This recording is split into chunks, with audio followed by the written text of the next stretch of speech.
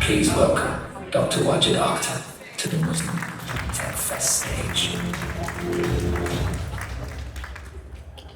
الحمد لله رب العالمين والصلاة والسلام على أشرف الأنبياء والمرسلين نبينا محمد وعلى آله وصحبه وسلم تسليما كثيرا. About 30 years ago, when Steve Jobs tasked his team with developing game-changing technology called the iPhone, he told them he wanted it to be small. So they built it small. He looked at the prototype and he said, I need it smaller. So they made it smaller. They showed him another prototype and he said, no, I need it even smaller than that. And they said, right, we'll do that. They spent weeks, months, and they made it even smaller. Finally, they showed him their final version and he looked at it and he said,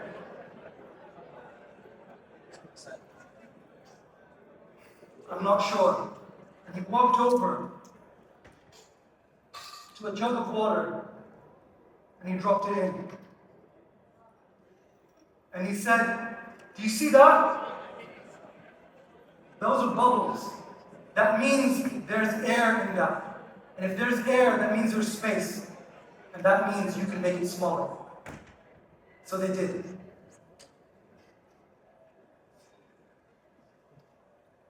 Building up to this moment, you have been in lots of workshops.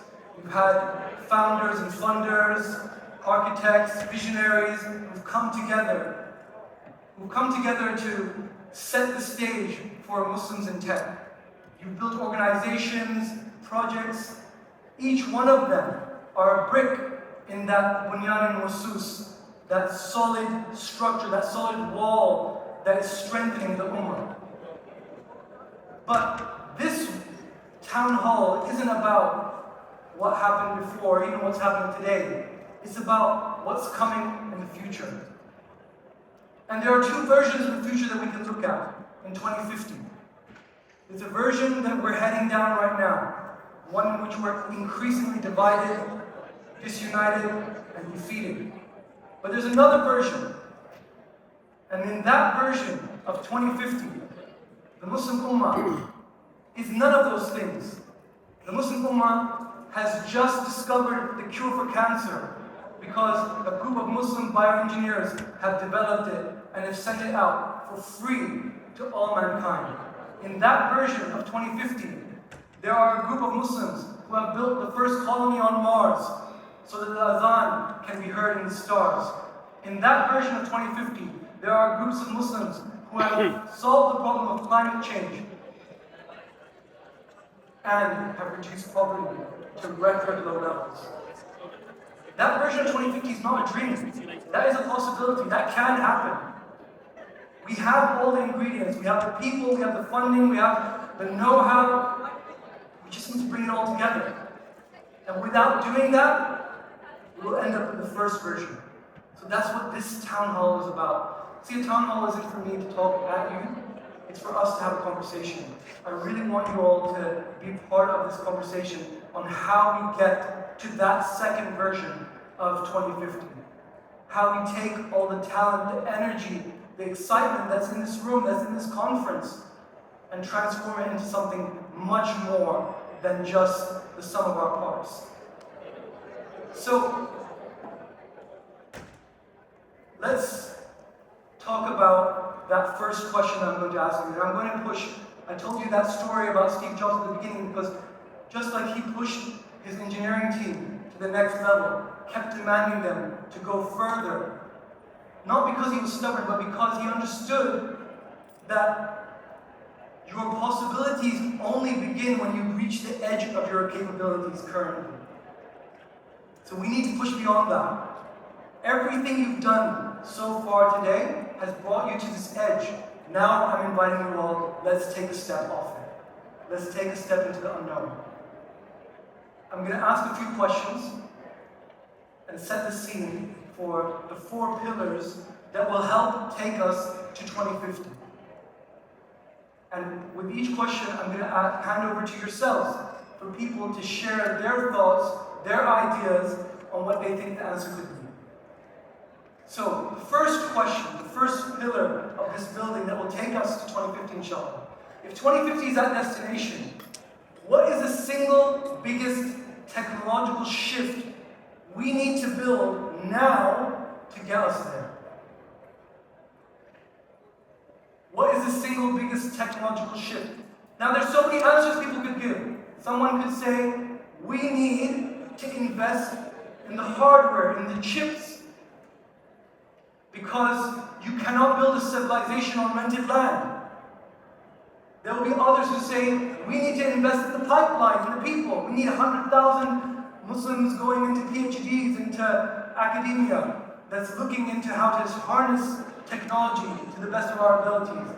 Others will say, we need to direct funding so that we're not thinking about quarters, we're thinking in 10-year cycles. There are so many ways you can look at this, but I want your answers. What do you think is the single biggest tech shift that we can make as a community, or that we should be making as a community, to get us to a version of 2050 where we're succeeding? We have runners, so just raise your hands, inshallah, and we'll go across. Brother, over here.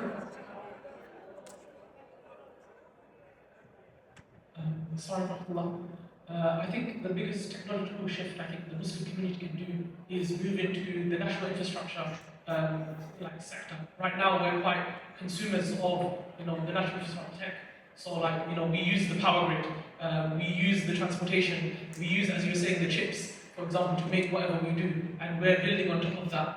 But I think to become truly independent and truly free from the tech oligarchs or Western hegemony, I don't know how to say that word, but to be free of all of that, it comes from us building those national infrastructure things. So agriculture, energy, cybersecurity, tech, these type of things at the base level. I love that answer. So you're looking at it from a meta angle. There's the builder of New York is this guy called Robert Moses. He was a racist, and he structured New York in order to keep certain communities away from others. So he made sure that there was low-lying bridges that were going into black neighborhoods, so you couldn't take a subway train over there, that would keep them permanently away from white communities, keep them poor and uneducated and unavailable to get jobs. And there were a lot of people arguing about whether or not they should build something, on this side of town or that side of town. And he sat there quietly in the meeting, and eventually he got annoyed, and he got up and he said, you think just because you're deciding where to build, whether to build on the left or on the right, that you have a choice? Never forget, I built the roads. I built the roads that you are making those decisions on. So the brother's absolutely right. There is definitely some mileage behind thinking meta and saying, well, if we build the technology but we don't control the power source, or we don't control the funding mechanisms, or we don't control the regulatory bodies, then what do we actually control? Anyone else? What is the single biggest tech shift? Actually, before anyone answers that, let me split the room in two for a second. Do you think that we should be investing as an ummah more into the next tech leap, so what comes after generative AI? Or do you think that we should work with what's there now and try to build excellently on the rails that others have built? Should we build something completely, should we go to the next big moonshot, or should we build on the rails that we have over here? So hands up on who thinks we should be going for the next big moonshot. We should think about what's coming after AI. I would say, why can't we do both? It's a good question. The reason you can't do both is because in reality, if you have a single arrow and you have two targets and you aim for both, you end up missing both. The reality is, as a community, there will be aspects of it, some of us will do a little bit of both. There will always be that. But you can put your best resources, the majority of your time, your effort, your energy, towards one area. And many have done this. So for example, Taiwan did that with semiconductors. They bet the farm on semiconductors and they won big. If they bet on everything, they wouldn't have got anywhere with semiconductors. So we can try, but the reality is leadership is about making hard choices. It's not about having your cake and eat it. So again, how many people think we should do the next big thing and hope that it works? Raise your hand. Very few. How many people think that we should build on what we already have right now? And build excellently? Slightly more. I'm not saying there's a right or wrong answer, but these are the conversations we need to be thinking about and having with ourselves. Where we need to be going with the next big technological leap. Anyone else have any other thoughts on what should be the next big tech leap for the Muslim community that they should be aiming for? Sister over here. Thank you. I think to build a better technology, we need to build better brains and safer brains. Because I think one of the highest risks of the current technology, agentic AI or generative AI, is for us losing autonomy, losing our true intelligence. So I think we need to invest more in human intelligence to design better technological intelligence in the future. It's a good point. It's a good point, and we'll come to that. But you're still basically saying that we need to be investing in AI. We should be moving in that direction of just doing it slightly differently. Anyone have any other points? I'll come over here. Okay. I mean, many of us, or most of us, believe that AI might be the last technology that's going to unlock everything else, like AGI. So, if you decide not to participate in that, how are you going to guarantee you're going to be in the next wave? So, yeah. It's a good point. We're not talking about not participating in AI, but where should our future focus should be, right? There's the best hockey player of all time, his name was Wayne Gretzky. And they asked him, what made you so good? And he said, I never skate to where the puck is, I skate to where the puck is going to be. Right? As an ummah, we're 2 steps behind that. Right? So we're already using AI, we have lots of companies and people who are, we can do better in AI, but what's next? Right? That's what great people think about. That's what a great civilization thinks about. It doesn't think about just copying what's here, it thinks about what's next. So what's our what next? I'll come back to you in a second. Is there anyone over here? Sister over here? I think, so like AI is not going anywhere. It's been around for a while. It's going to be a part of everything that we do in the future, and I think it's just going to be kind of a baseline. If I think about what's next, something that's on my mind constantly is food security and like the quality of our soil and being able to sustain the population. So I think there's a lot of really cool research right now happening in agriculture and how we just approach sustainable farming. And I think there's going to be a lot of innovation there. I think we can have our influence there. If we can have startups in that area, I think we'd be setting ourselves up for a pretty good future. And again, a very important point. Agriculture is the future because we all need to eat and water as well. The next world war will be fought not for oil, but for water, right? People will not be able to survive because of the way climate change is going, and they will be fighting for that. If you don't know, by 2100, Nigeria is predicted to have a population of 1 billion. Just Nigeria on its own. That is going to create a huge level of stress in West Africa. But it's not just Nigeria, all across the world. The population is increasing. The ability for us to provide for them, even the basics, food and water, is going to change. So yes, this is something that we should be thinking about. Maybe that's where we should be looking at. Food technology, water, and so on. There was someone over here. The brother back. We're going to move on to the next one, but what we're trying to do over here is trying to understand where we can be going as a community, as opposed to being comfortable where we are. So I think if 2050 is the destination, the biggest technological shift that we need to make as an ummah is that we have AI, we have all these big companies, Meta, Google, Facebook, etc. The Muslims, the ummah, needs to be the one owning these AI, building this AI. We need to own the infrastructure. We need to be the ones building the AI models, owning the algorithm. Because right now, we're all under the influence of the US and the West, all those people who are creating these models. That's what I think.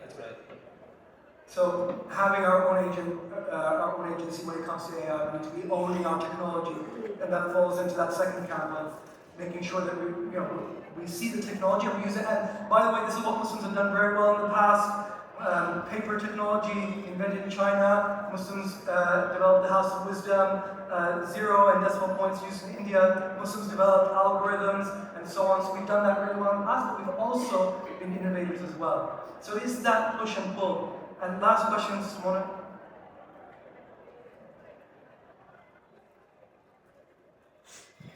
Thank you for this. I think it's a combination of things. I was just thinking about how, for example, the UK, they've just like announced £2 billion to like bring in talent and research on quantum computing, because that is going to be like infrastructure that's going to be used in like healthcare, medicine, and like key industries. That's considered to be the next big thing in technology, one of the next big things.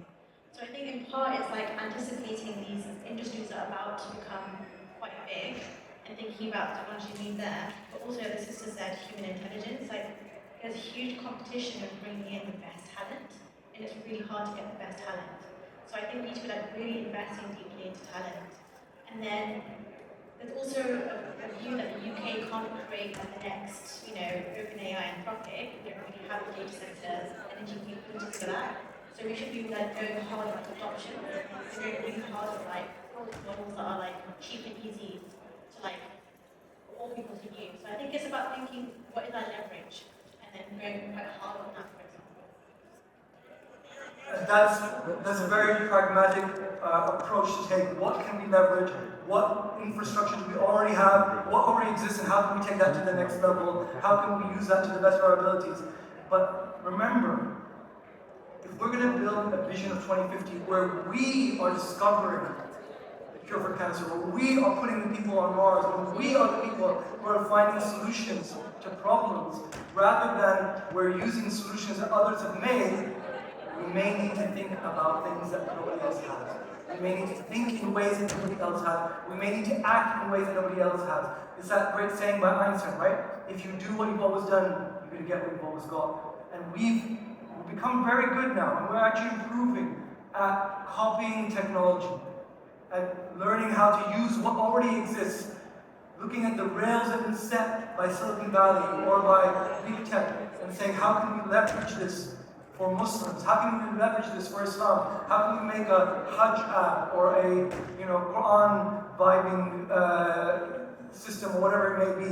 We become very good at that. What we're not so good at is looking at a blank piece of paper and saying, what can we build that hasn't been built before?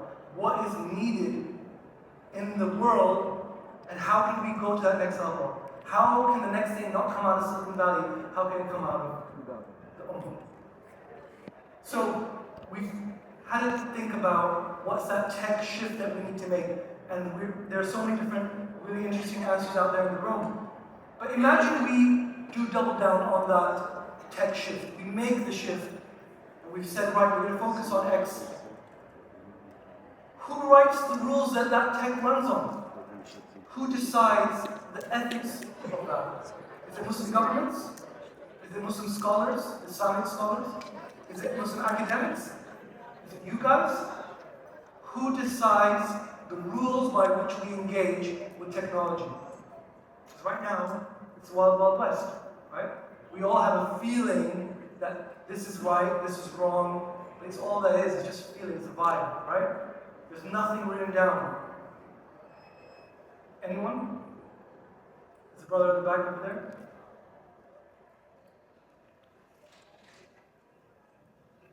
I think this is a really interesting question. It kind of comes on from the previous question around, you're assuming that there's a single shift that occurs to a technological shift. But actually, if you take that and strip it back to what constitutes that AI or technological shift, is essentially data. And in terms of this particular question of, if we were to double down, who writes that? It's the democratization of that data, where everyone has an opinion on that particular data set or data point. And therefore that diversity of thought allows a more holistic approach to creating AI that serves humanity and the Ummah concurrently. Are you saying that there's a democratic structure by which we regulate it? Because at the end of the day, you still need a deciding body or a vote, right? I think the fact that there's going to be people that have, I think regulation to a point is helpful, but we're moving towards a world where regulation is actually something that can slow down technological development. And the key thing here is that actually when everyone has a voice, that voice has to be listened to. It's not dictated by a single unit, a single body, a single organization. It's when you demand and you signal that demand of actually, we demand that this should be part of this particular AI model, whatever technological shift that we're moving towards. It brings about change in a way that's actually beneficial for us as Muslims, but actually beneficial to everyone in humanity, and not kind of locked into the super billionaires that can bias a model or bias an approach where it would be going towards their utopian vision. I'm really grateful that you brought that up, because basically that sets up another question. So, do we have unregulated technology which allows the people who are actually making the technology to do whatever they want? There's no breaks, you go for it, and the community itself will act as your check in some way, shape or form. Might be slightly nebulous, you can interpret it as you will. Or do we introduce regulation and legislation which will make things slower but organized? What would you choose? No regulation? I mean, regulation by the masses, so basically no definitive hardwired regulation, as AI is right now, right? There's nothing, it's the Wild Wild West. You do what you want, when you want, how you want, and everyone is reacting to it. Or do we want, as Muslims, to want to build a different model? One in which there is much tighter regulation, that there is a code and system of ethics that you need to work for, but it means that development is a lot slower. Which, hands up for no regulation? Very, very light touch regulation. There's a few. Hands up for a lot more regulation, even if it means things slowing down. There's a few more. That question comes to the heart of our problem, right? As a community, we haven't had that discussion. Who regulates? How do they regulate? Do we have a fiqh of social media? Because we have a very well-developed fiqh of irrigation of canals, but we do not have a fiqh of social media. How is that possible when we're producing scholars and alims by the ton from every dollar room in the world? We do not have a fiqh of AI, unless someone's written it, I haven't noticed. And even if you did, what institution would we need to build that would regulate our technology? That would have the power to regulate our technology? Because right now, we have people who are writing like manifestos, and this is how technological progress should develop in the Islamic sense. But without any teeth, without the ability to enforce it, it's just poetry. It's just writing words on a piece of paper that everyone ignores. So who should be regulating our technology? That's the question. Do we trust our governments to regulate our anything? The sister is saying everyone. That doesn't work. In reality, I'm like a community organizational leader. Like if we all said what we're going to eat today, everyone decide together, it's not going to work, right? For even the simplest thing, it won't work because everyone will have their own opinion in their own way, in their own means. At the end of the day, the Prophet ﷺ said, if 3 of you go off on a journey, then at least, words to the effect that at least one of you should be a leader, right? And Muslims have got so used to the idea of having no leadership, no structure, total chaos, we can't imagine what that looks like.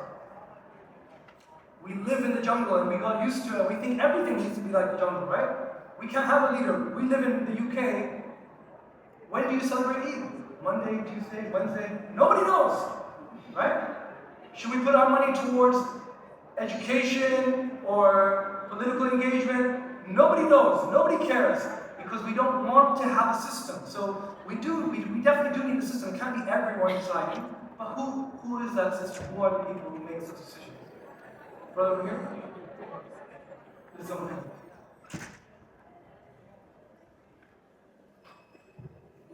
Assalamu alaikum.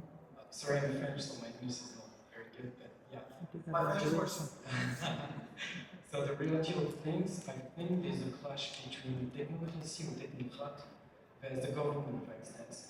I know, for instance, the US, for instance, the data center topic is the big AI lab that start to build a lot of data center, and there's also the citizens starting to find some issue like the water pollution, etc.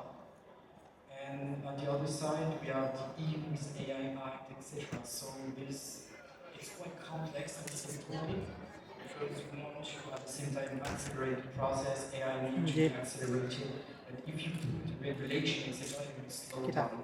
So it's quite difficult, but in today's world, is not a Muslim world, it's more a capitalist world. So it's money, power that comes the most. And in the reality, the top leader in tech are not Muslim. So we could not like, expect something it's more utopic, I would say, if I'm more realistic. This is what this session is about, the future, right? Yeah. What's our future where we own the technology?